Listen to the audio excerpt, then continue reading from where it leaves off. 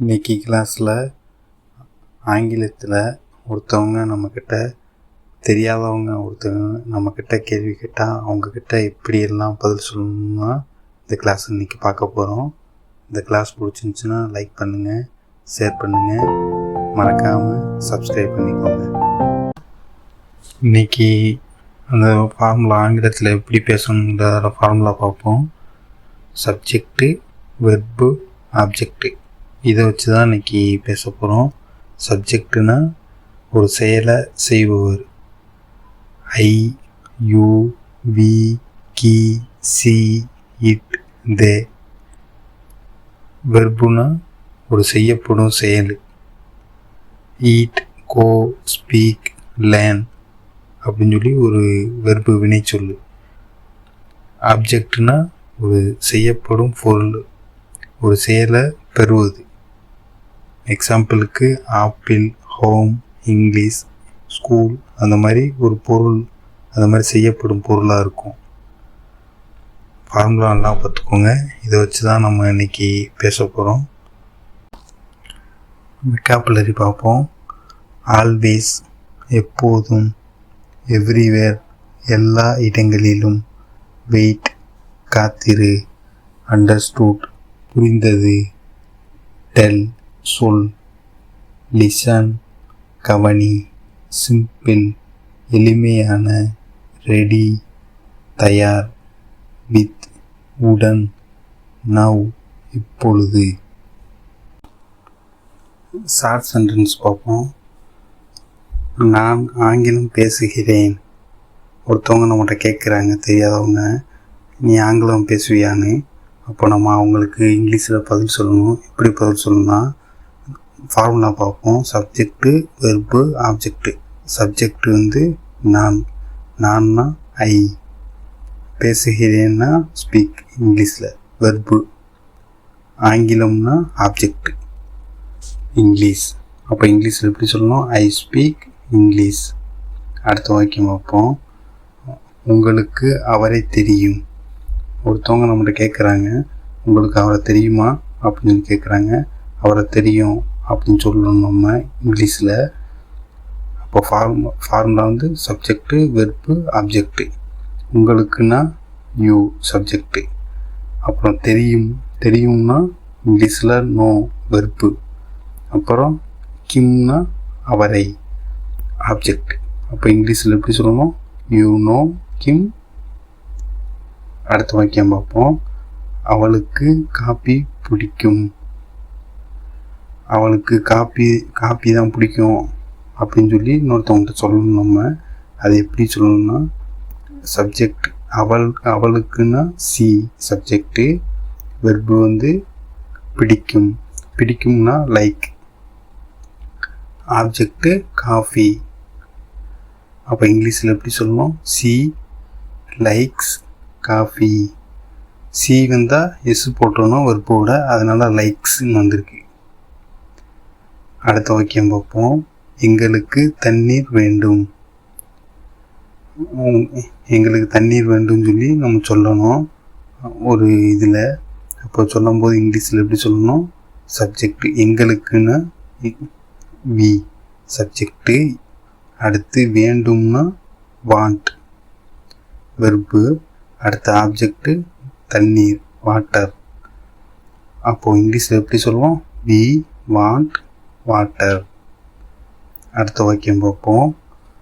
அவர்கள் கால்பந்து விளையாடுகிறார்கள். அவர்கள் கால்பந்து விளையாடுறாங்க அப்படின்னு சொல்லி சொல்லணும்.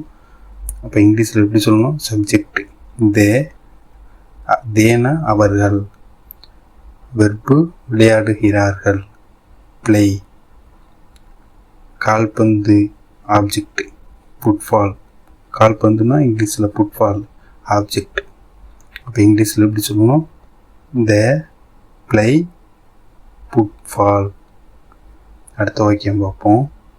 அவன் கதவை திறந்தான். அவன் கதவை திறந்தான் அப்படின்னு சொல்லி இங்கிலீஷில் சொல்லணும் நம்ம.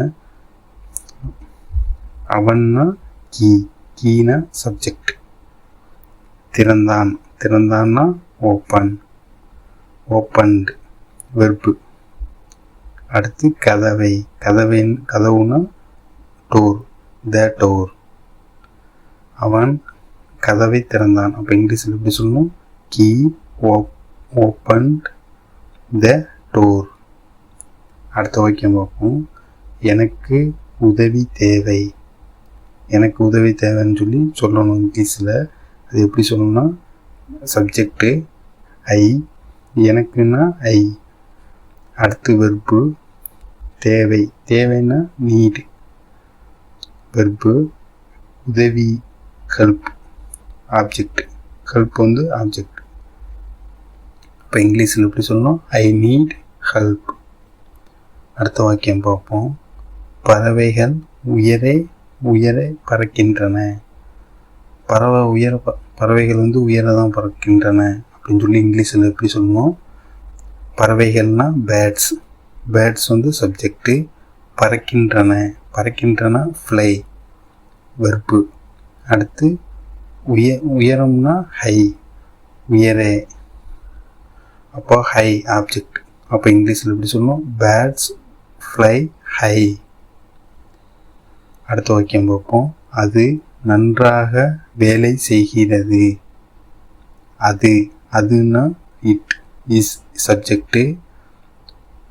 வேலை ஆனால் ஒர்க், வெர்பு ஒர்க்ஸ். இட்டு வந்தால் வெர்போட எஸ் சேர்த்துக்கணும், ஒர்க்ஸ். நன்றாகனா வெல். அப்போ இங்கிலீஷில் எப்படி சொல்லணும்? It works well. அடுத்த வாக்கியம் பார்ப்போம். உன் பெயரை எழுது. உன் பெயரை எழுது அப்படின்னு நம்ம சொல்லணும். இப்போ இதில் உன்னா யூ, அப்புறம் எழுதுனா ரைட். அடுத்து யுவர் நேம். அப்போ இங்கிலீஷில் எப்படி சொல்லணும்? Right your name. இதில் வந்து யூ வந்து மறைஞ்சு வந்திருக்கு சப்ஜெக்ட். வெர்பு அடுத்து ஆப்ஜெக்ட். இது ரெண்டு மட்டும்தான் வந்திருக்கு கடைசி வாக்கியத்துக்கு. வெர்பு ஆப்ஜெக்ட் மட்டும்தான். ரைட்னா வெர்பு, யுவர் நேம்னா ஆப்ஜெக்ட். அப்போ இங்கிலீஷில் எப்படி சொல்லணும்? Right your name. ஆங்கிலத்தில் யாராச்சும் ஒரு கேள்வி கேட்டாங்கன்னா பதட்டப்படாமல் அவங்க கேட்குற அந்த வெர்பு வச்சே நம்ம பதில் சொல்லணும். அது எப்படின்னா டூ யூ ஸ்பீக் இங்கிலீஷ் அப்படின்னு ஒருத்தவங்க கேள்வி கேட்குறாங்கன்னா அதுக்கு பதில் எஸ் ஐ ஸ்பீக் இங்கிலீஷ் அப்படின்னு அந்த வெர்பு வச்சே நம்ம பதில் சொல்லிடணும். வேர் ஆர் யூ கோயிங் அப்படின்னு கேள்வி கேட்டாங்கன்னா I am going to the market அப்படின்னு சொல்லணும். இந்த வாக்கியம்லாம் நீங்கள் மறுபடியும் சொல்லி பாருங்கள். உங்களுக்கு ஈஸியாக இங்கிலீஷ் பேச முடியும். இந்த கிளாஸோட ரீகேப் பார்ப்போம். இன்றைக்கி நம்ம ஒரு ஆங்கிலத்தில் எப்படி பேசணும், தெரியாதவங்கக்கிட்ட கேள்வி கேட்டாங்கன்னா எப்படி பேசணும்னு கற்றுருக்கோம். அப்புறம் ஃபார்முலா பார்த்துருக்கோம். ஃபார்முலா வந்து சப்ஜெக்டு, வெர்பு, ஆப்ஜெக்டு. அடுத்து வெக்காபுலரி பார்த்துருக்கோம். அடுத்து ஷார்ட் சென்டென்ஸ் பார்த்துருக்கோம்.